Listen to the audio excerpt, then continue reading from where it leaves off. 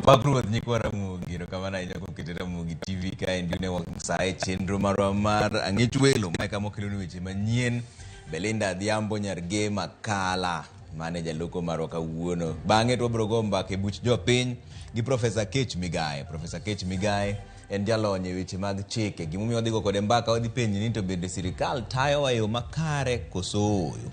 Gimomiyo waseneno ka ntiere wach miduoko kon gi koni.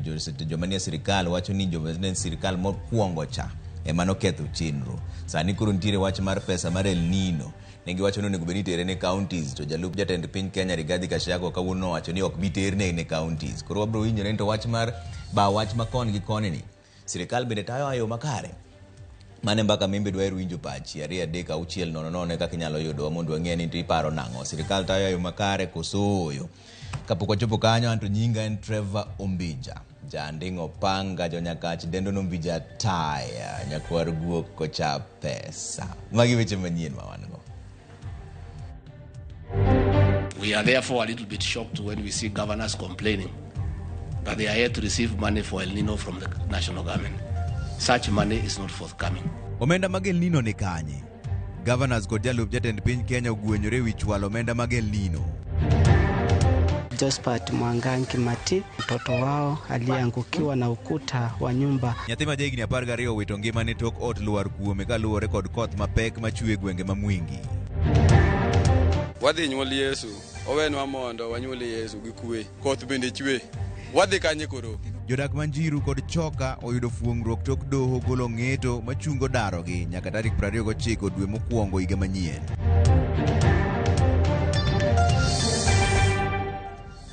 Erokamano kukete Ramogi TV ka wachaka ne weche manyien ni piny owacho mamalo weyo sirikal mag counties kendgi ewi kedo gi midhiero mag koth mar El Nino. Jalup jatend piny Kenya Rigathi Gachagua wacho ni onge pesa ma piny owacho dhi miyo sirikal mag counties mar konyo jopiny ma oula kelo negi midhiero.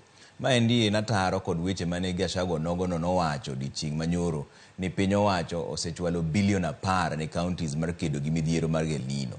Kaka jafwambo marwa mar siasa Chris Owino koro leronwa bagni makamano koro keto ngima jopiny kama ng'ao ka gikia koro negi chom kanye. E bwo seche 24 kende, leo jalup jatend piny Rigathi Gachagua ogolo weche ariyo mopogore ewi omenda mag kedo gi midhiero mag koth El Nino kendo keto ngima jopiny makalo e midhiero makamago kama ng'ao ka gikia ni resruok mar gidhi wuok kanye. E romo mar jochiw kony mawuok e pinje maoko kod piny owacho e kar dak ma jalup jatend piny ma Karen, Gachagua oweyo jopiny ka guonyo wiyegi bang' thieno ni onge pesa ma piny owacho dhi miyo sirikal mag counties e kedo gi midhiero mag El Nino. We are therefore a little bit shocked when we see governors complaining that they are yet to receive money for El Nino from the national government. Such money is not forthcoming. They are expected to use emergency money within their financial provision and to reallocate money within their budget to intervene for the people that they govern. Giwang' teko, Gachagua ojwang'o sirikal mag counties ka onyiso gin giting' msalaba margi kuom manyo yore machielo mag choko omenda mag konyo jopiny ma pi oula nego e gwengegi ka rito kony mag sirikal ka achiel kod goyo koko. We did not agree anywhere that we'll give money to the counties for El Nino. So we want to make a clarification that whatever money the national government will apply will come from our end, from our part of the shareable revenue. And we expect the county governments also to look for resources within their allocation from the shareable revenue and from their own source revenue so that we understand each other. Maena taro kod weche manyocha owacho chieng' tich ariyo e boma ma Mombasa kama nyocha owacho odiochieng' alanga ni piny owacho osemiyo sirikal mag counties bilion 10 mar kedo gi midhiero mag El Nino. Governor wa Mombasa, governor wa Tana River, pesa muko nayo kwa bank, tumepea nyinyi pesa kutoka National Treasury, muachilie pesa, wananchi wapate chakula, wapate madawa, wapate blanketi. Na sisi katika National Treasury tumewachilia pesa kwa governor zaidi ya shilingi bilioni 10 iko pale, na tunataka wananchi walishwe na wachungwe mambo yao. Wache makamano ne okwed motegno kod gavana Masia James Orengo kod nyawadgi ma Mombasa Abdul Swamad Sharif, chung' mane osir lwedo kod riwruok mar gavana COG mane oseyo Gachagua kuom rwako siasa e midhiero madhi nyime kod daro jopiny, ketho mwandugi kaachiel gi lal kod ngimagi. Date, we wish to state and clarify that county governments have not received any allocation from the national government to go towards mitigation measures for El Nino. Bang' COG kuodo wiye, Gachagua olokore kasa kendo wacho ni omenda ma piny owacho ne osingo mar miyo sirikal mag counties ne en omenda mawuok e agulu mar chwalo dongruok e kind sirikal mamalo kod sirikal mag counties mag ok pes El Nino. Gachagua bende olokore kendo dino dhoge ewi bilion 10 mane owacho ni piny owacho osemiyo counties, ka olero ni sirikal osemana golo bilion 2.4 e juma mokalo mar kedo gi midhiero mag El Nino. As a national government, last week we released 2.4 billion Kenya shillings as an initial injection into the effort, and will continue to inject more as we proceed on. Makelo penjo ni en pesa marom nadi ma sirikal osegolo e kedo gi midhiero mag El Nino e kind bilion 10 manyoro kod bilion 2.4 ma Gachagua owacho odiochieng' ma kawuono. E twak margi, COG wacho ni piny owacho mamalo pok ochwalo negi omenda maromo bilion 62.5 mag dongruok, omenda ma Gachagua dwaro ni mondo counties otigo e konyo jopiny makalo e midhiero mag El Nino. As a matter of fact, counties are owed a total of 62.58 billion from the equitable share that is yet to be disbursed as follows. Makelo penjo ni sirikal mag counties dhi golo omenda makamago kanye ka piny owacho pod omoko e omenda maromo bilion 62.5. Un to wan. Mane utima jalup jatend piny Rigathi Gachagua omiyo sirikal mag counties ewi kedo gi midhiero mar El Nino. Gachagua wacho motegno ni onge pesa ma piny owacho biro miyo sirikal mag counties e kedo gi midhiero ma okel kod koth mar El Nino, kendo kwayo counties mondo many pesa margi giwegi mar kedo gi midhiero makamago. Makelo penjo ni to ang'o momiyo Gachagua odiochieng' manyoro ne owacho ni sirikal osemiyo counties omenda maromo bilion 10 mar kedo gi midhiero mar El Nino. En ng'ano ma wacho adiera, to bende sirikal mag counties nigi nyalo mar choko omenda madwarore e kedo kod midhiero mar El Nino? Chris Owino, Ramogi TV, Nairobi. En penjo mapek ahinya ma Chris penjo. Kwa kanyo ni riwruok makedo ne ratich oganda KNCHR ywak ne piny owacho ma pacho ka en dio oseketo maino e rito ratich oganda nikech thoth chenro magi hinyo ngima mar oganda. Kotelnegi kod jakom margi Roslyn Odede, riwruogno wacho ni pek mar ngima, dar oganda e yor achune, nek kod lal gi oganda e lwet apisas mag piny owacho gin moko kuom gigo ma piny owacho masani timo mathiro ratich oganda. Higa achiel nyaka na sirikal mar Kenya Kwanza kautelo, nengo mauto osebedo ka medre kinde ka kinde. Nitiere joma osewito ngimagi e yore magalagala, ji oselal e yo ma ok ler. Gigi duto kod mamoko riwruok mar KNCHR wacho ni tuono oganda ratichgi.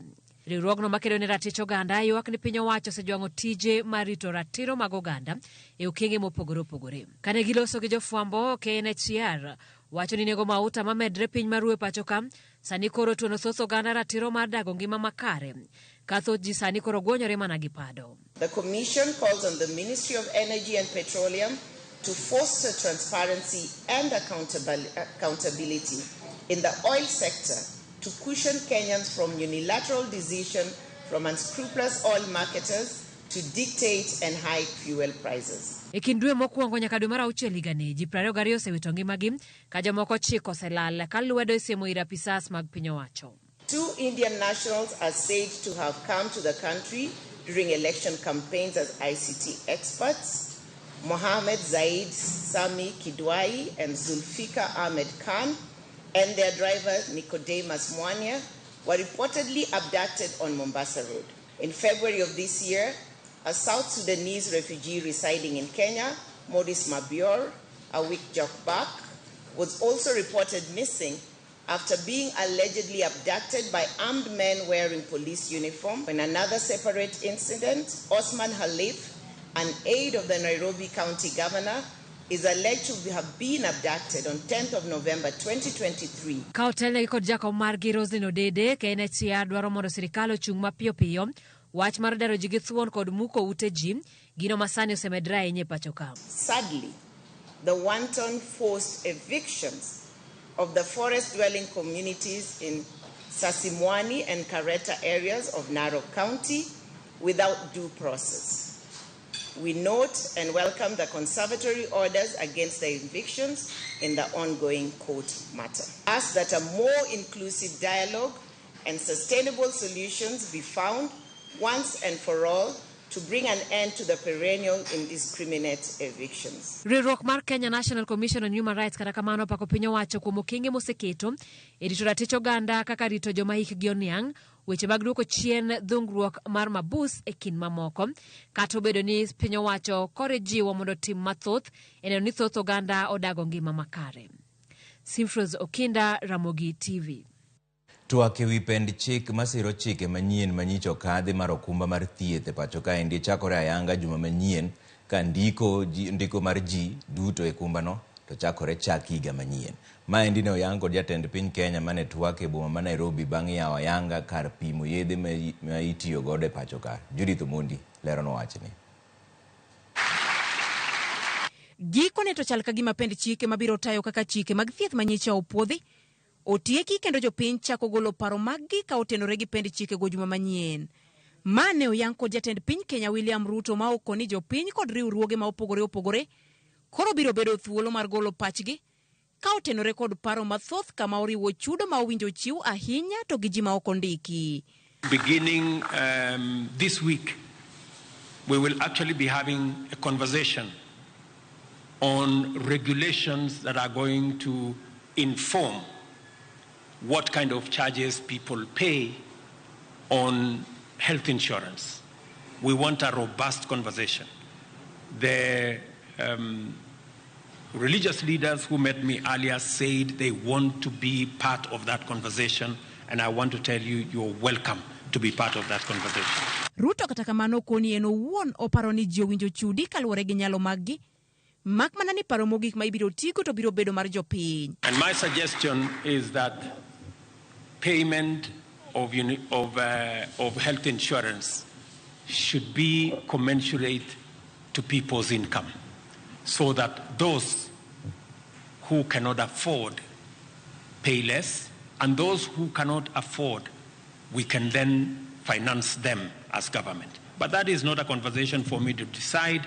That is a conversation for Kenyans to decide. E chike ang'wen mane okadhi, ma oyar malach mamulo jopiny e okenge mathoth en Social Health Insurance Act.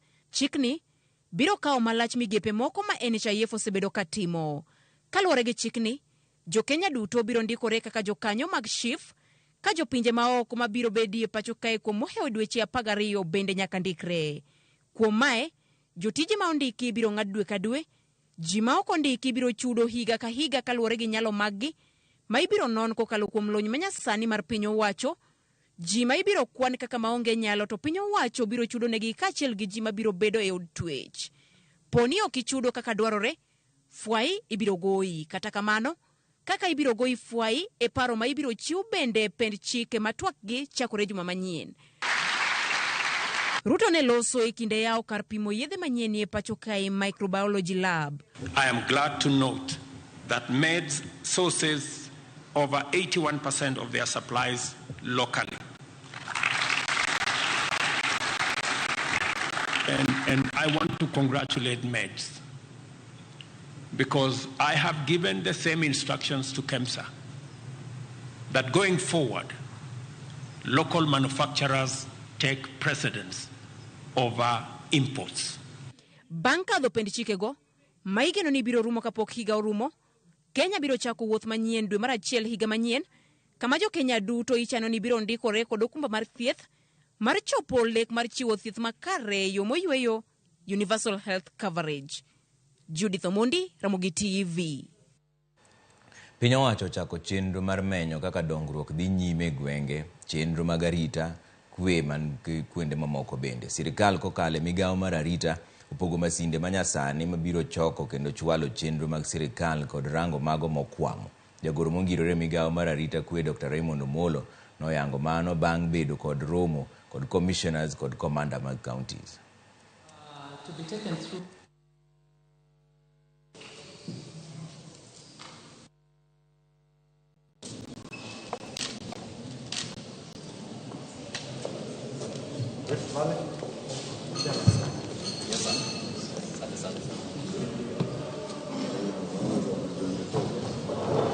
Today, as the State Department for Internal Security and National Administration and the Ministry of Interior and National Administration, having a meeting with all the 8 regional commissioners and the 47 county commissioners.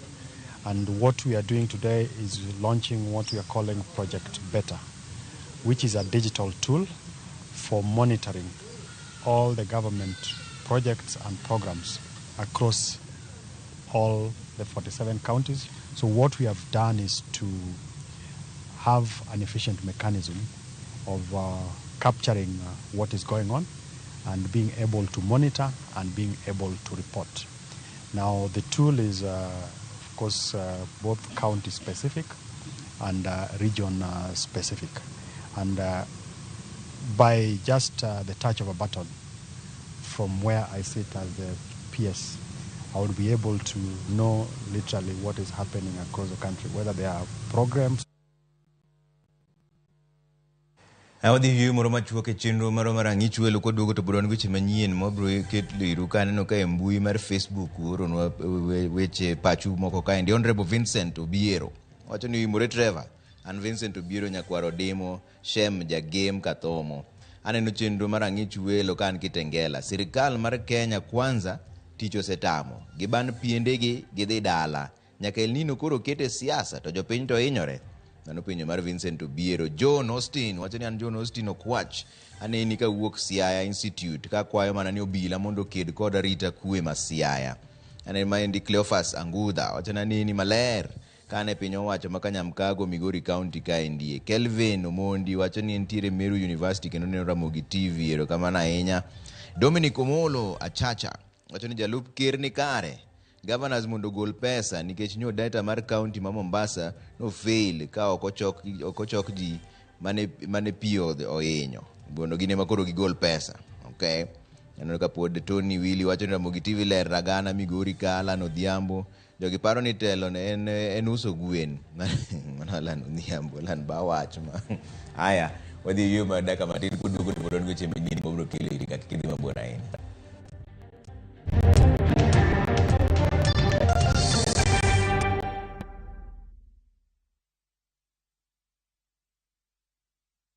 Jipange na View sasa iko hapa sasa. Jishindie maelfu ya pesa kila siku kwa kutazama content kupitia View sasa kwa shilingi 50 pekee. Kuna mshindi wa shilingi 1,100 kila siku, 1,500 kila wiki na mshindi wa grand prize ya shilingi milioni 3 cash money. Kushiriki piga *487*3#. Chagua Jipange na View sasa. Kisha chagua video package ujipatie points na uongeze uwezekano wako wa kushinda mamilioni. Hakuna kudownload au kusubscribe. Unaenda tu nywe. Jipange ushinde mamilioni na View sasa. Mamilioni. Sheria na masharti kutumika. Imeidhinishwa na BCLB number 2978.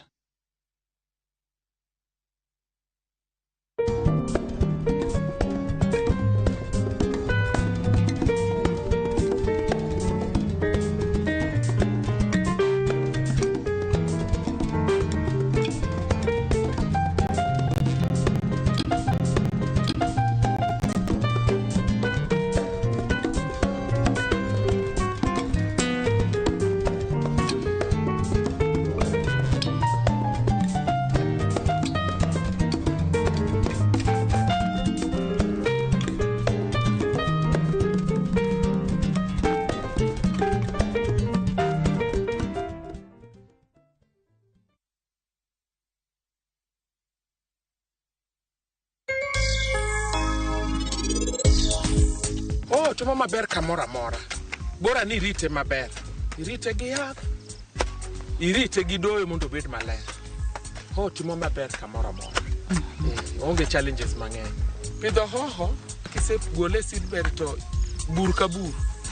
Lith lweti ni emichuoyego. Fertilizer wajaketo. Kata top waketo. Atiyo gi yara then gimiyaga mar pitho gi mar top.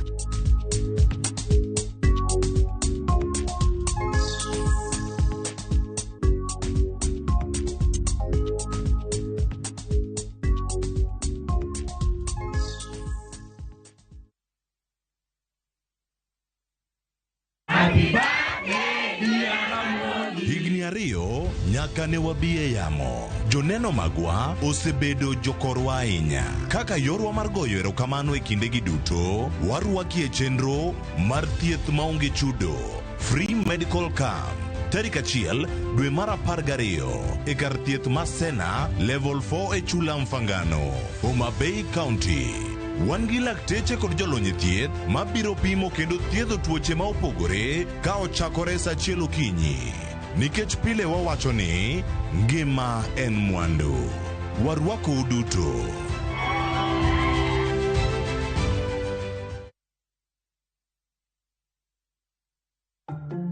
Donge wiyo ni nen maralum? Ma ok en rangi maralum. Kara nyalo bedo ni walal yawa.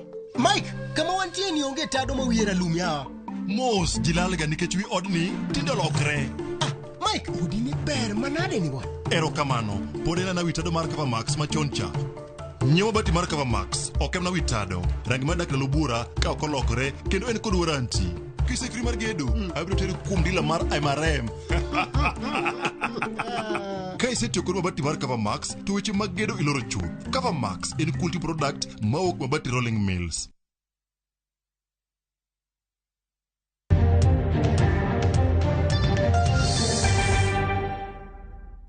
Erokamano kuom keto Ramogi TV kani ji 3 mamoko wito ngimagi e kaunti ma Kilifi kaluwore gi koth mapek mamedo chue pacho ka maendi koro chopo kwan mar jogo mosewito ngimagi e kaunti no nyaka 9.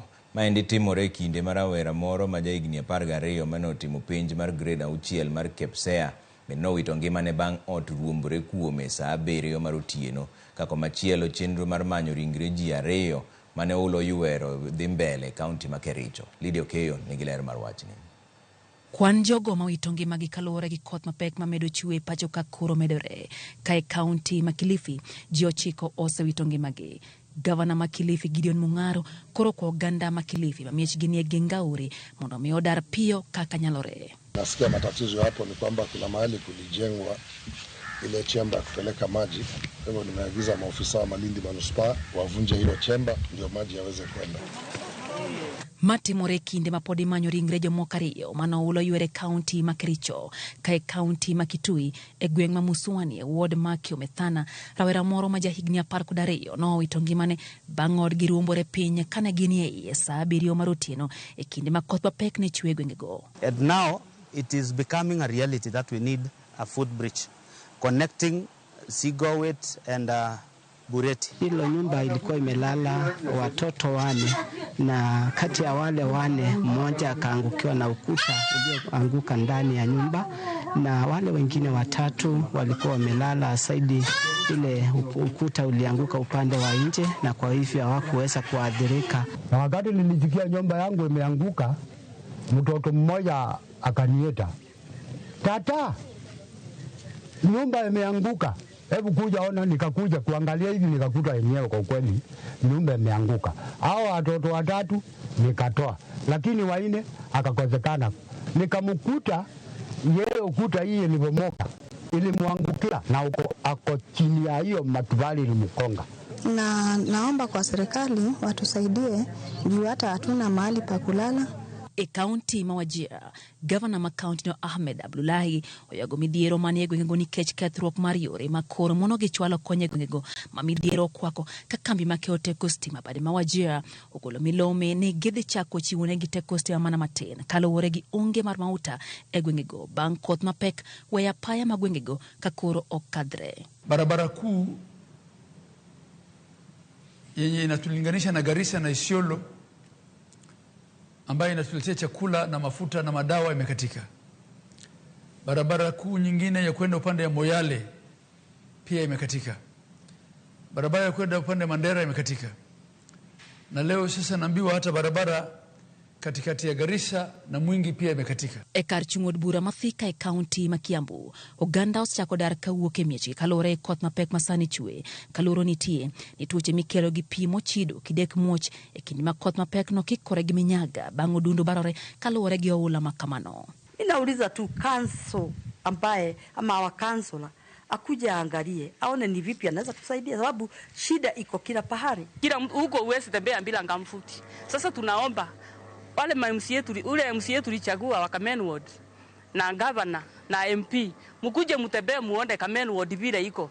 E kinde ma jokor chal kor lwasi wacho ni koth mapek ne pod biro medo chwe pacho ka, oganda kori dwaro mondo bed motang' kendo gibed gi ritruok makare e kinde ma piny owacho medo temo chwalo konye gwenge ma midhiero no kwako.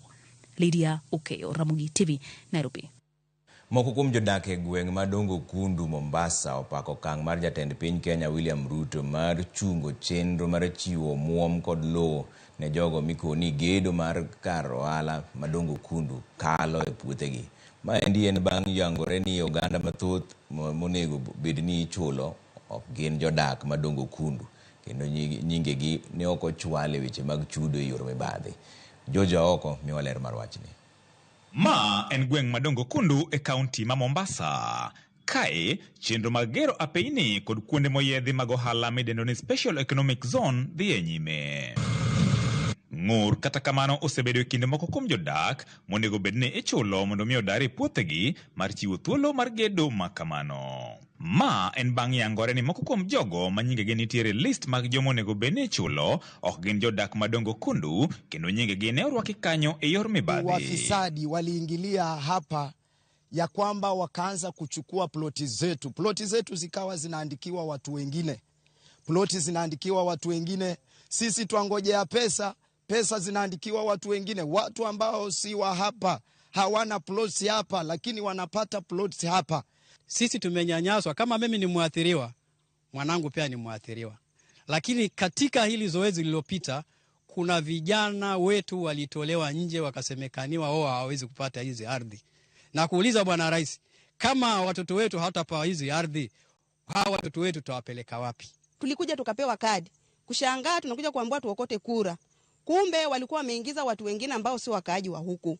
Kwa hivyo Bwana Rais, tulikuwa tunaomba zile plot zipate kuturegelea, na zile awadi ambao walikuwa wamepewa pesa nyingi, hizo pesa zipate kuregea kwetu. Tokato bedo negi kore mar dar kendo dhie kuonde ma ibiro siemnegi, ywakgi en ni kiwango mar lope ma ichan chiwnegi tindo mokalo kipimo kod lope ma gidakie sani, ka kwano muom manyocha olieknegi bende gikoni ni piny ahinya. Kama wana dongo Kundu, sisi hatukatai muradi tuliopokea kitambo na mikono yote miwili. Lakini haya mambo ya dhulumiaji ndogo ndogo ndio zinatuletea uchungu katika roho kama wazee. Kila mtu aweza kuwa alikuwa na ardhi kama eka 3 eka 4. Lakini tunaambiwa tutoke pale tupate 50 by 100. Ambao hiyo ni kitu kidogo sana, ni pale pa kujenga nyumba tu. Na sisi tunacheleweshwa paka nyumba zetu zaanguka. Tunangojea mradi tu, maana tuliambiwa basi tunalipwa ili tuondoke tuende sehemu nyingine. Kata kamano, gipako okang' mar jatend piny Kenya William Ruto kuom chungo wach chudo kaachiel kod chiwo lope ne jodakgo nyaka chieng' tim nonro matut mar yango jodak ma adieri bang' yangore ni jomibadhi moko ne oriore modonjo e kindgi. Kuna tume inaitwa ya National Land Commission. Bwana Rais, hiyo tume kweli hapa ilitufanyia vitu ambavyo havieleweki. Unakuta mtu ako na shamba zaidi ya eka 5, lakini anapata ile 50 kwa 100 foot. Alafu ako na nyumba, ameshajenga nyumba, amekamilisha, anajua maisha yake ni sawa. Katika hivi vitu vyote anakuja kupatiwa award ya shilingi 300,000, 400,000. Ambapo katika maisha ya saa hii hiyo pesa haiwezi. Kwa wale watu ambao walifanya huu ufisadi, Rais awaangalie, na kama ni kuwaondoa awaondoe, na wale watu ambao watawaleta sasa awapige msasa. Chenro mar gedo mar kar ohala madongo kundu ikoni en achiel kuom okange ma piny owacho keto mar temo bero uchumi ma pacho ka e yor chiwo thuolo mag tije to kod kelo joket mwandu kowuok e pinje maoko. George Aoko, Ramogi TV, Mombasa. En fuong'ruok ne jodak machoka, Mihango kod Njiru bang' doho golo chik matamo ng'ata daro gi nyaka tarik 29 dwe mar achiel higa manyien. Motelo ne mano, jang'ad buche Samson Okongo yande ogolo ng'eto mane omiyo jodak go nyaka tarik 31 dwe manyien mondo gidar. Magi timore kinde ma jodak kod jotelo medo seyo jatend migawo mar lowo Alice Wahome e wi chung' mare ni jodak go ni kendgi kendo sirikal ok bi donjo e wechego. Walter Nyambaga nigi ler mar wachni. The court gave an injunction to stop the eviction. En ng'eto mogol kod jang'ad buche Anomolo mochiwo fuong'ruok ne jodak ma Mihango, Choka, Njiru kod alwora mare mosebedo kod chuny mago kibikibi kendo koro gibiro bulo ng'or nyaka tarik 29 dwe mar achiel higa manyien kama ibiro chak tuomie burano. Wadhi nyuol Yesu, owenwa mondo wanyuol Yesu gi kwe. Puodho iweyo kata bobro wewenwa kwe obed gi kwe. Wasebet ka higni mang'eny. Wadhi Christmas, koth bende chwe. Wadhi kanye koro. To gino gowa gi luor ahinya kendo gowa gi bwok ahinya. Nikech ne waparo ni wanyalo yweyo bang' tich matek. Bura momaki kod jodak moingo 600 e nyim doho madwaro ni mondo theko bedie kind familia mar Kirima kod jodak moko ni negi nyiepo. Kata kamano, doho ma Kisumu yande oyango ni gin kod thuolo mar dak nyaka tarik 31 dwe manyien kapok olonygi oko e lobno. Kutusaidia Alice Wahome jana si kutufukuza vile alikuwa anasema, ni atupatie, serikali itupatie resources, itupatie wafanyikazi, masavia, manini, wakuja wapime tena hii shamba. Imetushtua sana, amesema ya serikali haitahusika, but sisi we are ready to negotiate with the owner. Kaginya loso winjruok mondo maendeleo manje setimore. Kikidog chini kechika omuk utegi to Nairobi dhi dong du. Okil mar jodak go Danstan Omari mane oloso kod Ramogi TV okoni en gima lit ni sirikal owendo mabor kod jopiny magin kod ting' mar rito. The CS for lands, for lack of sensitivity, has abandoned those residents. Those residents have been paying taxes and rates to the government of Kenya.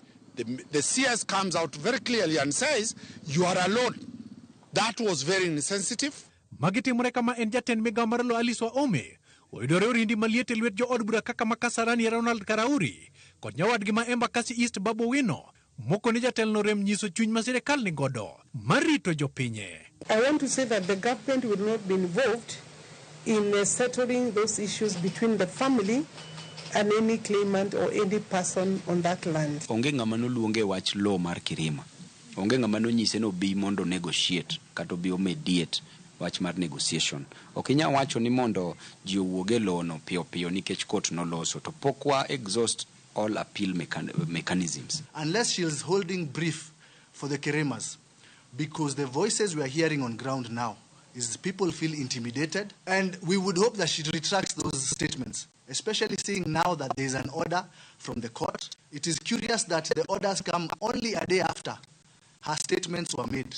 Jodago kata kamano poni koluoro mathoth ka giywago ni ng'ano mabiro winjo ywak margi. Koro wakwayo ni kobiro to bi kata kobiro kata gi ndege to newa gi malo to mondo ne kaka wadak kae nikech wadhi hinyore. Sisi tunabeba garbage area mzima. Najua wateja wetu wakitolewa huku sisi tutakula wapi? Sisi tutakosa kazi na tutakuwa waizi. Ikirima podi manyo dwoko makare manyalo dwoko chien ywaruok mar dar, sirikal bende omed se kuom kawo chung' moreto kar kelo thek mosekelo wede kindi jodak. The public interest of those children, of those followers of the church, of those students, of those pregnant mothers, of those vulnerable group. Kikuchak wach negotiations ma jomoko wuok ringo dhi ninde dhod Kirima ni dwaro ni mondo chak chulo pesa. Pesa mibo nyisu kanyo en pesa turi moko bo chulo. Not everybody will afford to purchase this land at the current rate. Oganda jo Kritus nowacho ni ka weche tek to chongi gi lo. Oganda gi ni ka kendo chunygi go kibi. Paro man gintiere go ni to weche nyalo bedo negi matek koso nang'o. Moko penjore ndo koso gibiro mana chamo Christmas kende. Toke to biro muoch negi. Walter Nyambaga, Ramogi TV. Kwa kanyo ni obila ma Kisii omako japuonj ang'wen e skund sekondar ma Bombaka mayudore Bomachoge Chache tok duoko penj mar otas geography yudore sama penjno dhi nyime.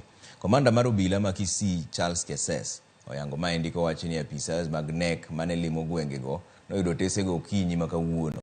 Mane omaki oting'o nyaka maneja ma center mar penj no kod japuonj moko adek ka kiny ichwalogi e doho kuom ketho chike mag penj.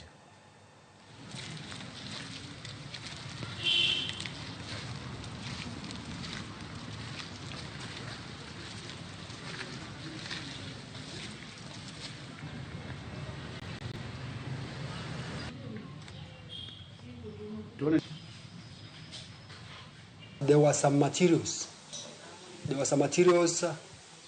Suspicious materials behind the classrooms where the examination was taking place. So they were curious to know what was in the data material. So they discovered that it was geography paper 2, already answered sheets, and they moved in with speed, and they managed to recover the exhibits. And also, our officers from DCI were able to arrest the center manager and 3 other invigilators. So they are in custody, and they will be arraigned in court tomorrow. It appears that this is systematic. There was a deal to assist the students do examination, which is very bad precedence. We are not going to allow that to continue. So it will set a bad precedence to other learners. So we shall take action.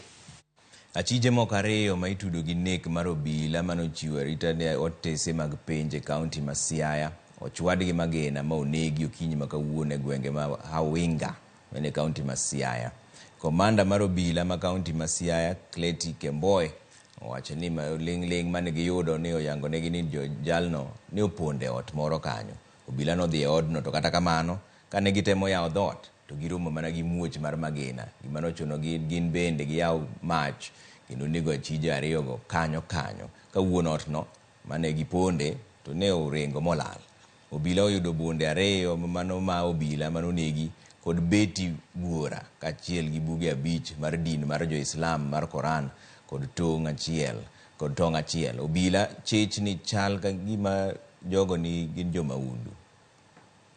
Alitulead ni suspect anyway, akatulead mpaka a certain murder house, akatueleza hapa ni mahali we suspect au watu wawili wala walinyang'anyana punduki walikuwa wamejificha. So our officers waka knock hiyo mlango wakitaka wafunguliwe, but instead of them opening the door waka shoot from inside. So our officers took cover na waka respond to that shooting. Eventually 2 suspects were neutralized. We are yet to confirm their identity. Now their tribe hatuja confirm, lakini through investigation we are going to investigation is going to reveal that. So we thank the members of the public na hata nyinyi watu wa media vile mlifuatilia mpaka wakati tumefaulu. We have had an intelligence-led operation since that incident happened on Monday. So these officers have been busy combing the area, and today they had a breakthrough of 2 of the assailants who engaged police officers, but they were neutralized. But 1 was arrested. Also, we have recovered the 2 firearms which were taken from the police officers. Riwruok mar Blue Cross Kenya komakore kod duol makedo gi yedhe mamero ji Nakada ochako chenro mar twak kod kanise ewi okenge makare minyalo tii godo e kedo kod yedhe mamero ji e kind rowere kod nyithindo mapod somo ahinya e kindegi ma skunde koro lor. Maendi biro kaluwore kod ripot manogol kod Nakada higa mokalo mayango ni sani yedhe mamero ji omedre ahinya e kind rowere matindo mapod somo e primary kod secondary. Ripodno yango ni nyithindo e kind higa mar 4 nyaka 20 tiyo kod yedhe mamero ji, kendo mano emomiyo masiche kaka mag mach kod mamoko masiko mienjo e skunde mopogore. Okwa oganda mondo nywak lwedo kanyakla e puonjo nyithindo kod rowere rach donjruok e tiyo gi yedhe mamero ji.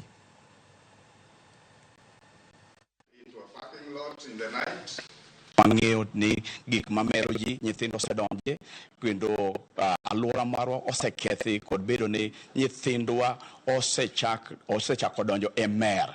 Omiyo mane momiyo waluongo jodolo mondo mi wawinje twak kaachiel kod jodolo wawuo kodgi mondo mi uwinje duond jodolo bende kaluwore kod mer gi gik ma kasara ma mer kelo e anyuola kata dak marwa. The wars are pointing hand to the drugs that are infiltrating in schools. Therefore, we sought to seek out whether what was being claimed was actually true, because scientific evidence you can rely on. And indeed, we found that there are drugs in schools, and we found the age limits that are affected most. And therefore, this calls for every one of us to be on the lookout on where our children are, how we talk to our children. Wang'eyo ni en chandruok maduong' nikech nyathi biro ringo wuok dalagi. Magi nyithindo magi kata mane street makoro waluongo ni street children. Nikech kamero osebet ni nie family to kuma ginyalo chomo onge koro nitie kendo ok ginyal winjo maber. Emomiyo wadwago ne Blue Cross erokamano kawuono nikech gitemo mondo gikel ji duto mondo nywak tijni.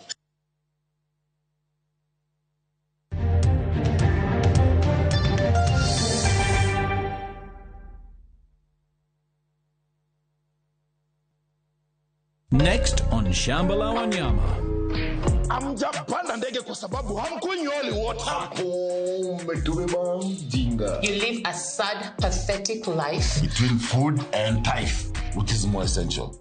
Hannah, what your husband did is illegal. The bishops are ganging up against you. Sisi sio kama serikali. Mungu aongezangi ushuru. Shambala Wanyama. New episodes available every Saturday, only on Viusasa.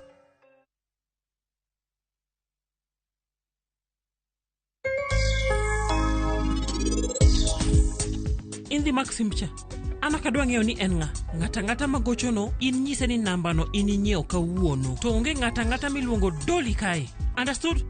Go pick up the phone.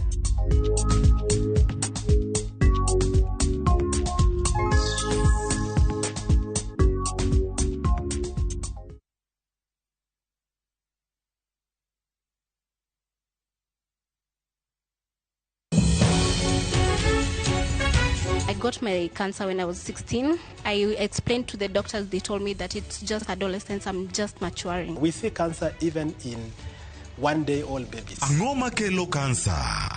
To be thieth mare nitie. 50% of cancer treatment is information. To e okang' mane? The doctor tells you go and look for $1 million. You have no choice. Be in jatuo mar cancer kata jatuo mane otony e thieth mar cancer? My hair has gone, my nails, even the feet, they are all black. Cancer e kuku mar wach. Dweni achiel kachiel e Ramogi TV. Tich adek tarik 29 dwe mar 11 higa mar 2023. Kik bai.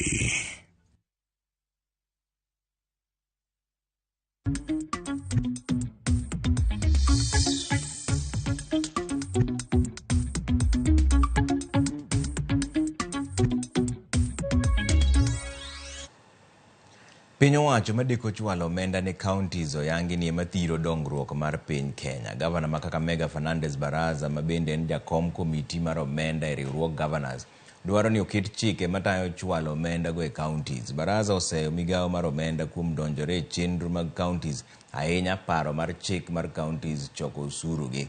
Magi oyangi romo mar riwruog jogo kwan e county ma Mombasa kama nojiwo piny owacho olu weche pok omenda ahinya to e sekta mar pur kod thieth.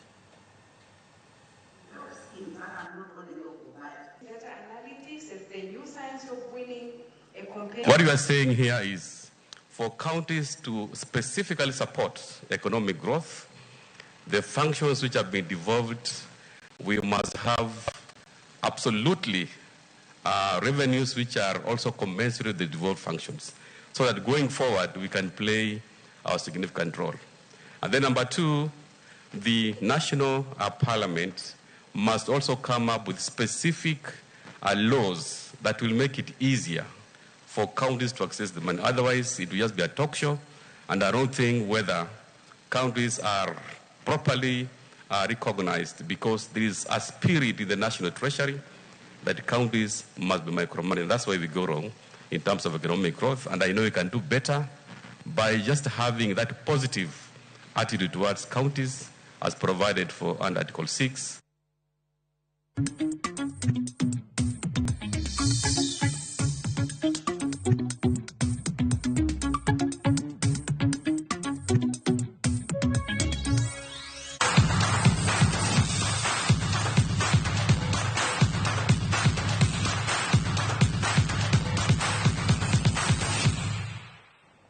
Tim mar Kenya matugo tuke adhula jotugo ma yawuoyi ma hikgi ni piny mar 18 notimo rako margi mogik e alap ma Kasarani kapok gidhi nyaka e kaunti ma Kisumu e tuke mag Sekafa Under 18 Championships. Junior Stars biro wuok Nairobi odiechieng' ma kiny kadhi e boma ma Kisumu bang' bedo kod orako mar juma achiel e alap ma Kasarani. Tukego mag Sekafa biro chakore tarik 25 dweni e kaunti ma Kisumu gi Kakamega. Kenya nitiere Group A kama bende oting'o timbe kaka Somalia, Rwanda, Sudan, Djibouti, ka Group B oting'o timbe kaka Tanzania, Zanzibar, Sudan ma milambo to gi Uganda.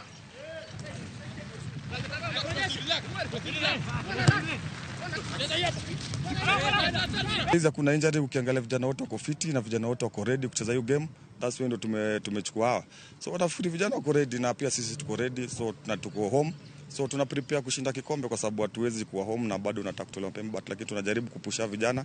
Kwa hii tournament tunasema I expect the best, because from what is happening now ni everyone ako discipline. Unajua team ina win first kwa listen to the coach.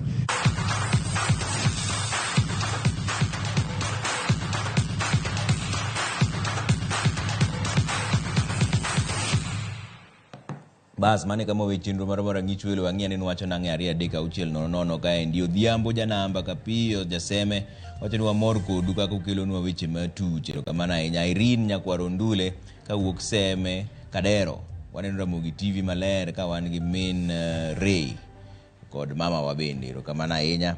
Aneno ka ntiere Don Francisco wacho ni jafwambo ma Chris wacho ni jalup ker wuoyo gi wang' teko kendo lokore ka saa aseol jo kama kamana mane mbaka mobrogo kendo bang'e isa adek gi jalonye weche mag chike mano Professor Kech Migai obro penjo ni to be sirikal tayo yo makare koso yo mane buch jopiny sa adek e wang'e. Makamu Richard Odhiambo makamu aneno gimanye simu kanyo ora message mari mondo winji ni wacho nang'o jaduong' obro nenre kendo sa adek kero kamana ahinya.